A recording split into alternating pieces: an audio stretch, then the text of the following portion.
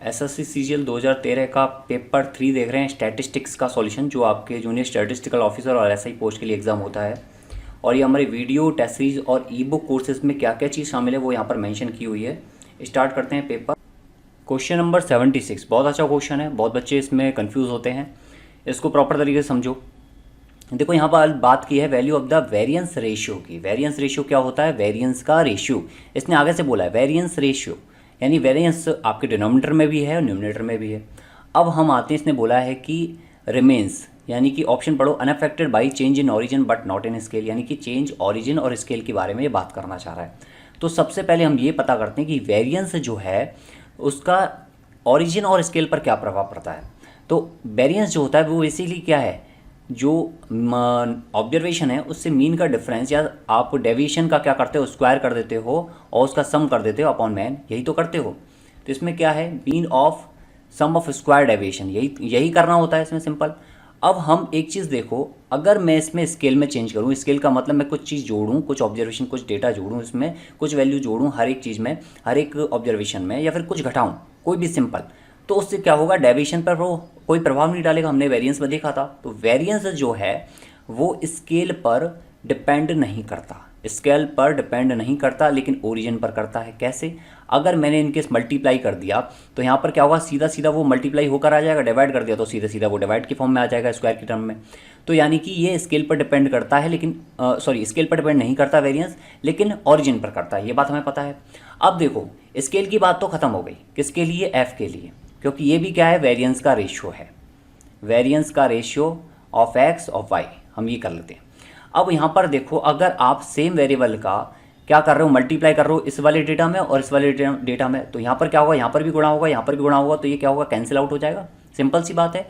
तो इसका मतलब ये जो एफ है ना तो ओरिजिन पर डिपेंड करता, ना ही स्केल पर डिपेंड करता। ये बात आपको समझ में आनी चाहिए कि हमने इसको किया कैसे है। बहुत बच्चे इसमें कंफ्यूज होते हैं, वो क्या करते हैं, इसको वेरिएंस से कनेक्ट कर लेते हैं और यहाँ पर लिख देते हैं कि ओरिजिन से तो इफेक्ट करता है, लेकिन जो है स्केल से इफेक्ट नहीं करता। तो यहाँ पर ऑप्शन दिया हो unaffected by change in origin but not in scale. ये कह रहा है पहले ऑप्शन में कि चेंज जो ओरिजिन में चेंज करते हैं उससे क्या है, अनअफेक्टेड रहता है, उससे चेंज नहीं होता है, यानी उस पर डिपेंड नहीं करता, लेकिन स्केल पर डिपेंड करता है, ये कहना चाह रहा है। तो ये भी गलत हो गया। इसमें कह रहा है कि जो स्केल के चेंज है उससे तो कोई मतलब नहीं है, लेकिन ओरिजिन के चेंज से फ़र्क पड़ता है, तो ये भी गलत हो जाएगा। नेक्स्ट कह रहा है unaffected by change in origin and scale both, यानी कि दोनों में से किसी में भी चेंज होने से कोई भी फ़र्क नहीं पड़ता, तो ये बात सही हो जाएगी। हमने देख ली किस तरह से सही होगी। अगर यहाँ पर भी हम उसी नंबर, उसी ऑब्जर्वेशन का गुणा करेंगे सभी डेटा में, इस वाले डेटा में और इस वाले डेटा में, तो यहाँ पर भी क्या होगा, फाइनल जब वेरिएंस निकालेंगे तो सेम मल्टीप्लाई आएगा, यहाँ पर भी सेम मल्टीप्लाई आएगा, तो वो क्या होंगे, कैंसिल आउट हो जाएंगे, डिवाइड वाले भी कैंसिल आउट हो जाएंगे। तो इसका मतलब ना तो ऑरिजिन पर फर्क पड़ेगा, ना ही स्केल से उस वेरिएंस पर, कोई भी वेरिएंस रेशियो पर कोई भी फर्क पड़ेगा, लेकिन वेरिएंस को ऑरिजिन से फ़र्क पड़ता है। ये हमने बहुत ही प्रैक्टिकल तरीके से देखा है, तो कुछ भी चीज़ रटने की आवश्यकता नहीं है। क्वेश्चन नंबर 77 है the value of one season expressed as percentage of the preceding season, season refer to time period is called, क्या कहला। यहाँ देखो क्वेश्चन में इसने बात की है कि हमें वैल्यू बतानी, एक season expressed as a percentage of preceding season, यानी पूर्ववर्ती सीजन को भी इसमें शामिल किया गया है। तो एक लिंक रिलेटिव मेथड एक ऐसा है, जो एक लिंक रिलेटिव है मेथड, जिसमें हम जो है परसेंटेज की टर्म में भी इसको डिनोट करते हैं और प्रीवियस सीजन से भी इसको कनेक्ट कर सकते हैं। इसका फॉर्मूला क्या होता है, link relative for any season, ये होता है करंट सीजन वैल्यू, जो भी करंट सीजन वैल्यू है, करंट सीजन वैल्यू अपॉन में जो प्रीवियस सीजन है, प्रीवियस सीजन वैल्यू है, वो अप इनटू 100। सिंपल सी बात है, इसके फॉर्मूले में ही सारी चीज़ें छुपी हुई हैं। नेक्स्ट इस पे क्वेश्चन है, question number 78, which of the following statement about time series forecasting is true. Time series के लिए कौन सा जो है, टाइम सीरीज फॉरकास्टिंग के लिए इनमें से कौन सा स्टेटमेंट सही है। अब देखो, इसमें आपको ये मतलब पता होना चाहिए कि टाइम सीरीज फॉरकास्टिंग का मतलब क्या है। फॉरकास्टिंग का मतलब है कि हम पूर्वानुमान लगा रहे हैं, ठीक है। काल श्रेणी का मतलब ये कि आप प्रीवियस जो डेटा है उसकी मदद से कुछ एनालिसिस करो और आप ये बता पाओ कि आगे जो है हमें कितनी नीड होगी या हमें कितनी रिक्वायरमेंट होगी, जो भी चीज़ है वटएवर, ठीक है। इसको बोलते हैं फॉरकास्टिंग। अब यहाँ पर ऑप्शन पढ़ो, it is based upon the assumption that future demand will the same at the past demand, यानी कि ये दिखाता है कि फ्यूचर डिमांड सेम होगी पास्ट डिमांड के नहीं। हम पास्ट डिमांड को एनालिसिस करके ये बता सकते हैं कि फ्यूचर में डिमांड क्या हो सकती है, सेम होगी या नहीं होगी, कम होगी या ज़्यादा होगी, वो हम अभी डिफाइन नहीं कर सकते। इसने बोला है कि it makes extensive uses of data collected in the qualitative approach. नहीं, the analysis of past demand helps the predict future demand. बिल्कुल सही बात, ये फ्यूचर डिमांड को प्रिडिक्ट करने में आसान ये क्या होती है, कारगर होती है। नेक्स्ट इसमें क्वेश्चन है, क्वेश्चन नंबर 79 कह रहा है कि in a time series which of the following can not be predict. यानी कि ये कह रहा है टाइम सीरीज में हम इसमें से क्या प्रिडिक्ट नहीं कर सकते। तो ऑप्शन 1 देखो, मौसमी उतार चढ़ाव, प्रौद्योगिक प्रवृत्तियाँ या टेक्नोलॉजिकल ट्रेंड्स, रैंडम फ्लक्चुएशंस या इंक्रीज इन डिमांड। तो आपने जब पढ़ा, 4 टाइप पढ़े, तो उसमें आपने देखा कि रैंडम जो फ्लक्चुएशन है उनको कभी भी हम प्रिडिक्ट नहीं कर सकते, क्योंकि वो कुछ भी हैं, उसमें कुछ भी आ सकता है। उसमें आपके हो सकता है कि कोई एक ऐसी न्यूज़ आ जाए, जैसे आपने न्यूज़ देखी हो, एक रिसेंटली न्यूज़ आई थी कुछ टाइम पहले, जिसमें जो फुटबॉलर थे, मशहूर फुटबॉलर, उन्होंने क्या कि एक रैंडमली जो कोको कोला की बोतल थी उनको साइड कर दिया था, जिसकी वजह से क्या है, कोको कोला के 30,000 करोड़ का लॉस हो गया। तो ये कैसा है, ये एक रैंडम उतार चढ़ाव है। तो इस कंडीशन को हम प्रिडिक्ट नहीं कर सकते, कभी भी हो सकता है। अब इसको नेक्स्ट है, इसमें question number 80, which of the following is not present in the time series. Time series में से इनमें से कौन सा जो है प्रेजेंट नहीं होता। तो देखो टाइम सीरीज में क्या होता है, एक सीजनलिटी, हमने सीजनल टाइम जो है पढ़ा था, वेरिएशन एंड ट्रेंड का हमने पढ़ा था, ट्रेंड एनालिसिस। साइकिल के लिए हमने पढ़ा, लेकिन हमने ऑपरेशन वेरिएशन के लिए नहीं पढ़ा। तो ये है, ये जो है प्रेजेंट नहीं होता टाइम सीरीज में। अब इसके बाद नेक्स्ट है इसमें question number 82, given an actual demand of 61, a previous forecast of 58 and an alpha of 0.3, what would be the forecast for the next period by using simple exponential smoothing. देखो ये जो value है, इसमें forecast value को find out करवा रहा है। अब इसमें आपने सीधा सीधा फॉर्मूला पढ़ा होगा कि फोरकास्ट जो वैल्यू है वो क्या होगी अगले साल के लिए, कि अल्फ़ा इंटू जो एक्चुअल वैल्यू है, एक्चुअल डिमांड है, एक्चुअल डिमांड, और प्लस में 1 माइनस के अल्फ़ा जो प्रीवियस कास्ट है, प्रीवियस फोरकास्ट है, तो वो ठीक है, प्रीवियस फोरकास्ट है तो वो कितना है, यहाँ पर देखो अल्फ़ा है 0.3, एक्चुअल डिमांड कितनी थी 61, प्लस के 0.7, 1 माइनस के अल्फ़ा 0.7 हो गया, और प्रीवियस फोरकास्ट जो है वो कितना है 58। तो गुणा करके मल्टीप्लाई करके आप क्या निकालोगे, इसका आंसर निकालो, कितना आ जाएगा, ऑलमोस्ट 58.9 आ जाएगा, 58.9। ये डायरेक्ट फॉर्मूला है, इसको आप याद कर लेना।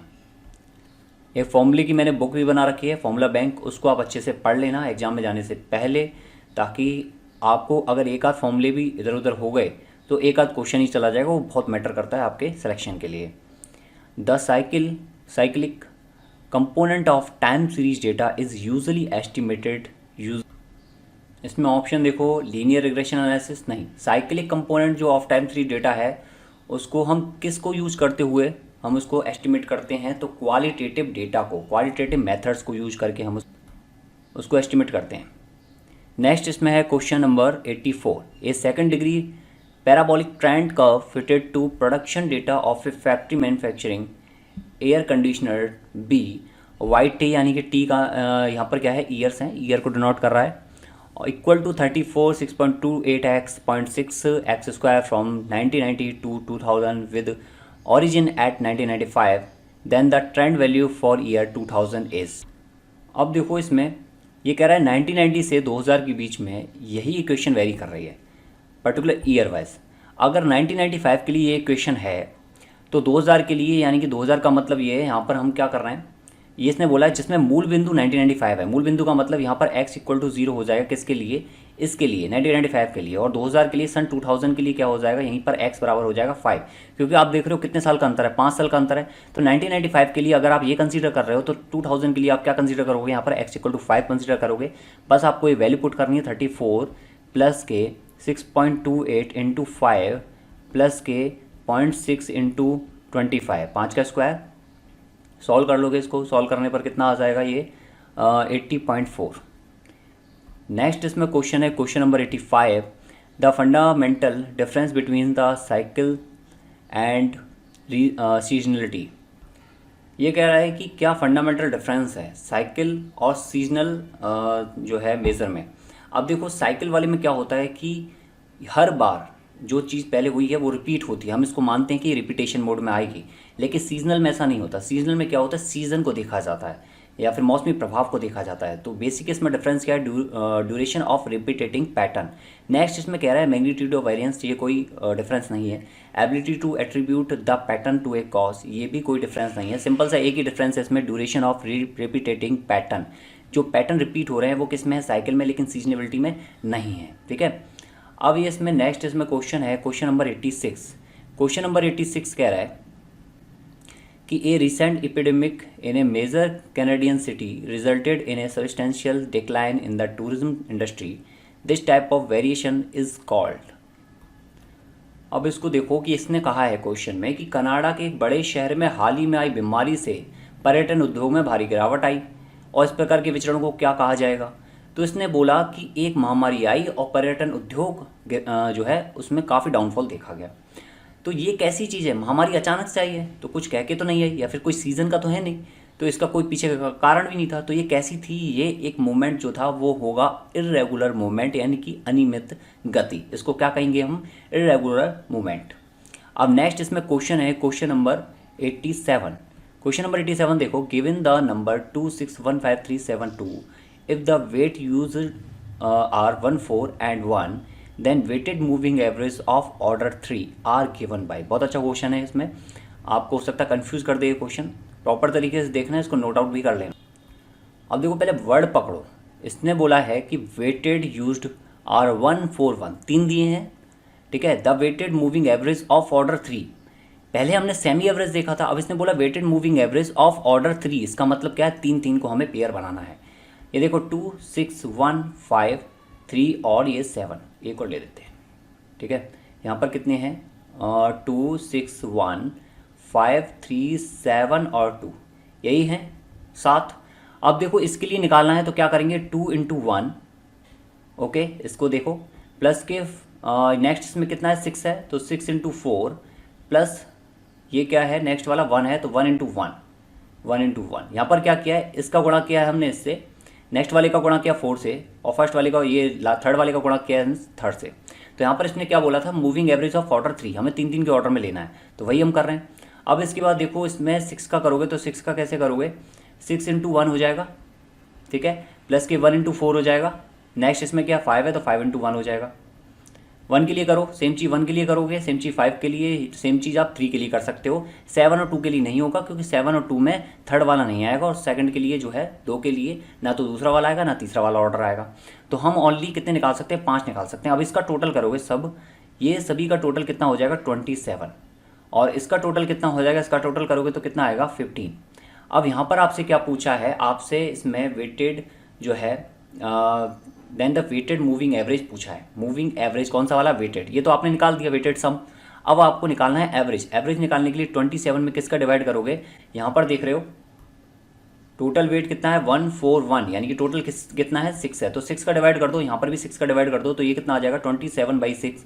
इट मीन्स ये हो जाएगा 6 चौक 24 6 पंजे 30, यानी 4.5। ये कितना हो जाएगा 6 दूनी 12 और 6 पंजे 30, यानी कि 2.5। तो 4.5 2.5 कौन सा हो जाएगा, ये हो जाएगा। और कितने निकलेंगे, टोटल 5 निकलेंगे। मैंने आपको बता दिया तरीका कैसे निकलेंगे 5, एक तो 1 के लिए, एक 5 के लिए, एक 3 के लिए, लास्ट 7 और 2 के लिए नहीं निकलेगा, क्योंकि आप 7 में गुणा 1 का तो कर दोगे और आप 2 में गुणा 4 का कर दोगे, बट 1 का गुणा किस में करोगे, ऐसा मत करना कि 0 में कर दो।